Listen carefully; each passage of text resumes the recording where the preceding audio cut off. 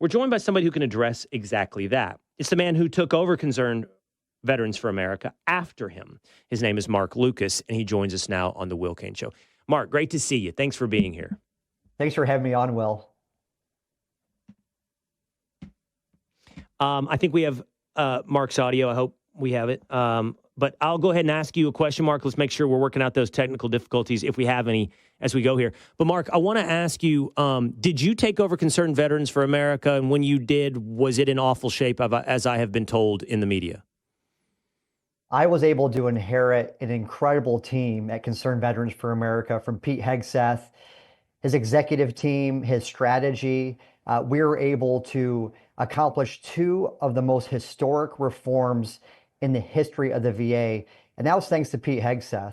I was telling a story the other day that I was able to brief President Donald Trump on Pete Hegseth's plan. I literally walked in to the Oval Office with the Fixing Veterans Healthcare report that Pete Hegseth wrote.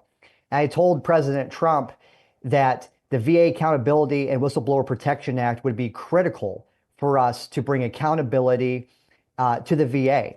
I also told him about Pete Hegseth's strategy of how we need to bring choice to veterans healthcare. I believe that if you served overseas in a combat zone, and if you can't get great care at a VA facility, you should be able to drive across town and go to a private facility. So the New Yorker released this report based off of anonymous sources.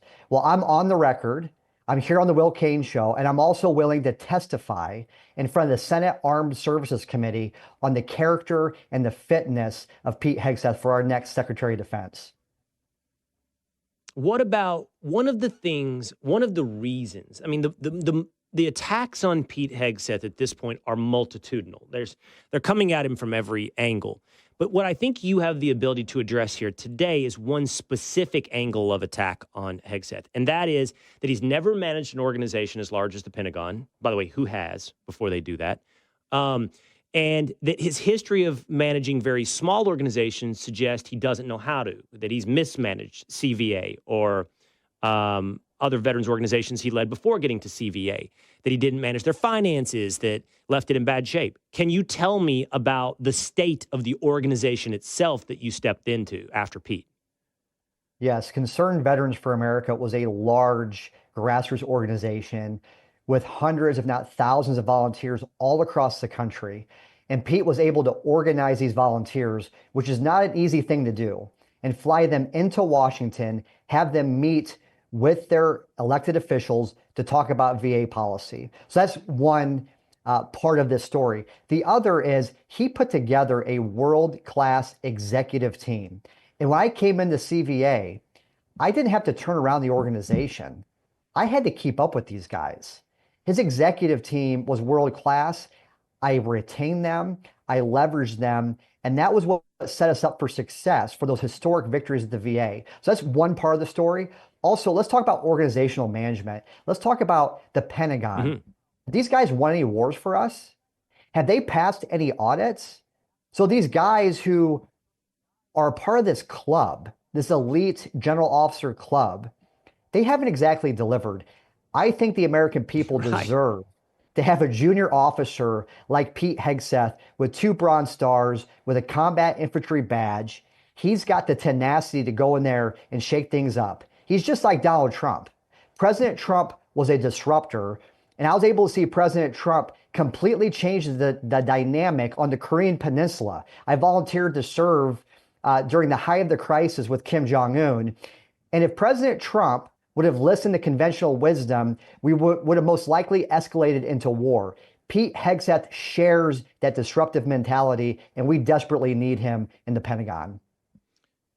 Mark, did anybody from the New Yorker or the New York Times, various organizations, NBC News, who are writing these articles on Pete, did they ever reach out to you and what you know about Pete and Concerned Veterans for America?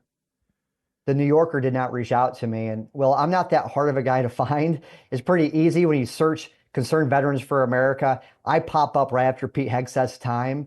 Nobody reached out to me, but I've been actively pursuing media sources or media outlets to set the record straight. So I've talked to the New York Times on record. I've talked to USA Today. I am willing to put my name and my face on this. I want people to know the real story about Pete Hegseth because he's an incredible leader. Will, you know him. I brought him to my home state of Iowa for the Iowa caucus. We live streamed together for Fox Nation. The Iowa grassroots, the caucus goers absolutely love Pete Hegseth. I introduced him to two young enlisted soldiers. Pete was able to cut it up with him. He was one of the guys.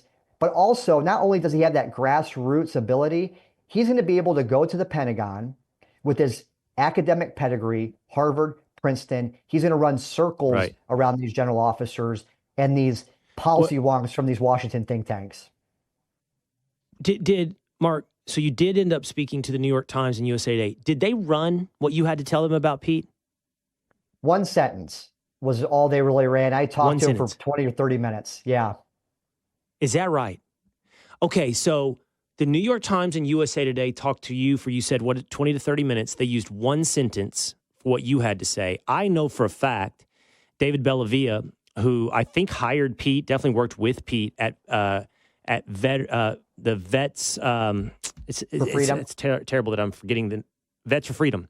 Vets for Freedom. They spoke to him for 20 minutes. NBC did. Use nothing from David Bellavia. By the way, you might want to use David Bellavia as a character witness because he won the Medal of Honor. No, they had nothing for him. NBC did not call Rachel Campos Duffy, who sat beside him on a couch, for 5 years, nor me, who sat beside him on a couch for 5 years in their character assassination of him. Instead, only used anonymous sources. So in multiple occasions here now on different types of attacks and stories, they either did not reach out or only published at best your one sentence. What does that tell you about what's going on with Pete?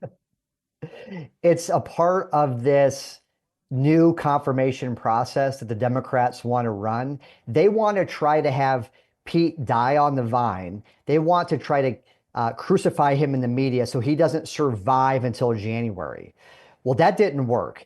And the reason why they don't want to talk to guys like me who go on the record is because we're credible. And the accusations that are coming from anonymous sources, the mainstream media understands they will not hold up to scrutiny from the United States Senate during a confirmation process. But like Pete did in Iraq and Afghanistan, what I did as a platoon leader in Afghanistan, we want to set the conditions of the fight. I understand that the mainstream media is adversarial, but we're going on new media. We're going on podcasts like you will. We're going on these other channels that are reaching the grassroots, and our message is resonating. The Article 3 project, we experienced the largest growth in our grassroots over the last month because of our action center promoting Pete Hegseth and Kash Patel for FBI director. We are making a difference. We're going to continue to fight wherever we need to fight. I'll talk to the New York Times, USA Today. I'll talk to Democrat senators on Capitol Hill. But right now, Pete Hegseth is winning, and we've got to continue the fight. I think you make an interesting, fascinating point as well about his ability to lead, competently, management. It's pretty rich to hear that criticism coming from an institution, either internally or even those watching it externally, that's failed 7 or 8 continuous in a row audits. Like, what is the level of competency that we're worried that we might not match going forward with the Pentagon? It's kind of like what Donald Trump says to African-American voters. He's like, hey, you might as well give it a shot because what are they doing for you after all this time? It's like, hey, when it comes to Pentagon, you might as well give Pete a shot because you're just getting missed audit after missed audit. I think it's 7, maybe 8 times. Last word to you, Mark. I'd say that the United States of America and the world desperately needs Pete Hegseth to be our next Secretary of Defense. We live in one of the most uncertain times in world history. We see what's going on in Syria. Pete Hegseth, I've known him for over 10 years. We've served together in the military. He's got the character to lead our country. He's fully aligned with President Trump, and we can't get him confirmed soon enough. All right. Mark Lucas took over CVA, Concerned Veterans for America, from Pete Hegseth. He's an Afghanistan vet. We appreciate his service, and we appreciate you being with us today here on The Will Cain Show. Thank you, Mark. Thank you, Will.